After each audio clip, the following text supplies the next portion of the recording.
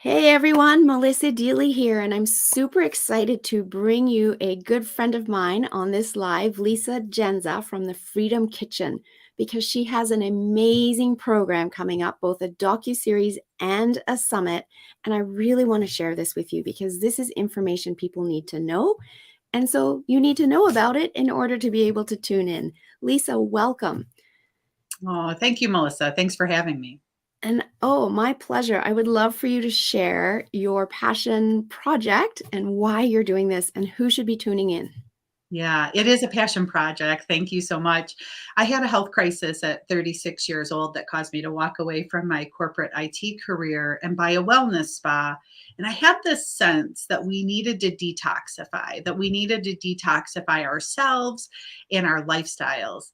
And I started to do research on just how toxic the world had become, not only with our food, but also our skincare products and our household cleaners. And it's really pretty frightening. When I started researching all of this, there was about 100 chemicals found in cord blood of newborn babies. And that latest number, I understand, is about 270 chemicals. So I ask everyone to let that sink in a minute, because quite literally, we've let 270 chemicals sink into a brand new baby's blood. And those chemicals are coming from things like Agent Orange, which have been banned since the 80s. So, where are all the chemicals coming from? It really begs the question that either A, these chemicals are not banned and they're still in use, maybe just renamed, or our bodies can't get rid of them. So on the summit, we actually have a potato scientist who was poisoned by all the chemicals in the farm field, and his doctor told him, you'll never get these chemicals out of your body.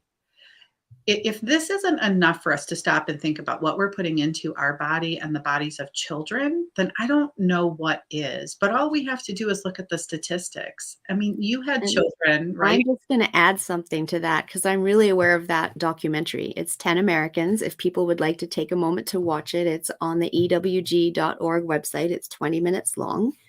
But I just want to add to what you've said, because what you've said is super powerful, especially that, now newborn babies are being born with an average of 276 chemicals in their cord blood. But they were only tested for 400. Oh, And in today's world, we actually have 144,000 man-made chemicals that have been introduced since World War II, per the WHO stats that came out in 2021. The last time they did the assessment, it was at 100,000.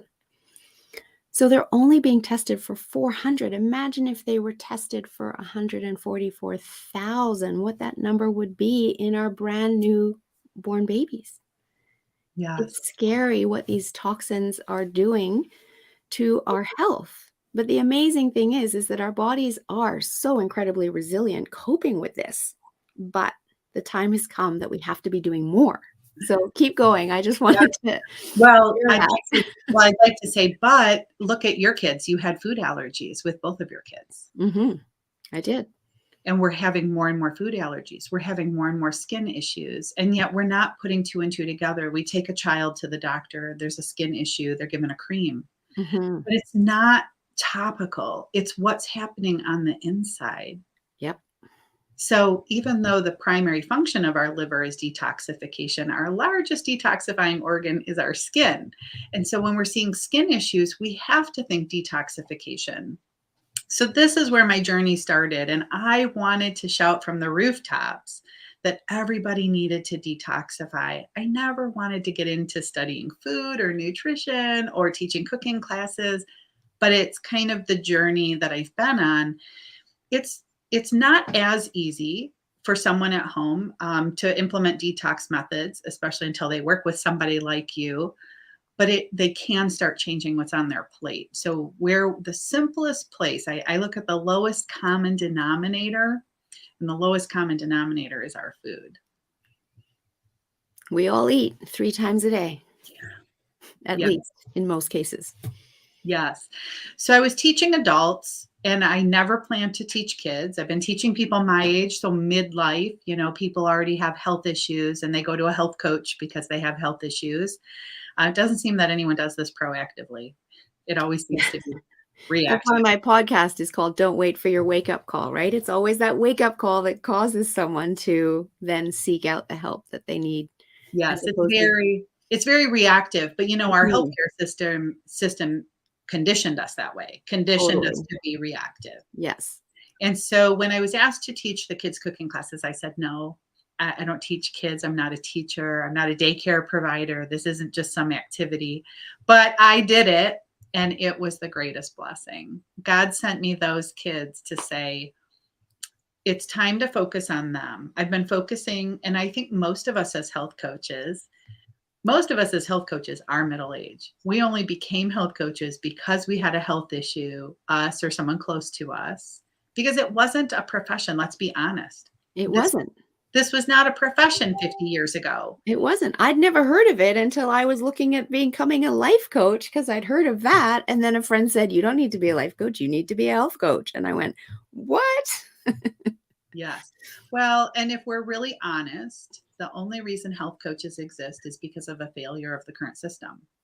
Mhm. Because if people were getting the help that they needed with diet and lifestyle changes, they wouldn't be looking for somebody new. So the Right. health coaching profession in and of itself is a new profession, and it's come out of the need for necessity. And so the mother of all invention is necessity. And ironically, most of us are mothers. So we have been helping ourselves, our families, and those around us, most likely who are our age. And what I realized is the kids are being left out of the conversation. And so in the cooking classes, the blessing has been that the kids are telling me, I want to eat healthy. I just don't know what healthy is. And when shown the option, they choose healthy, but no one's showing them what their options are. In many cases, we're just busy working moms, and I was one of them, shooing our kids out of the kitchen because it's just faster and Mhm. easier to cook dinner without them in the way. Do you know that my students cook dinner not only for themselves, but for their whole family? I If we love that. if we take the time to educate them, they will actually be empowered and they'll step up and take the responsibility. And that's the blessing, is that we're empowering these kids now. We're teaching them a life skill. And for many people, cooking is a joy, right? And so when, kids show the interest, letting them explore that can give them not only the lifelong skill, but give them something that brings them joy that actually might even be relaxing for them and be a little bit of a mindfulness activity for them, which is also really powerful. Yeah.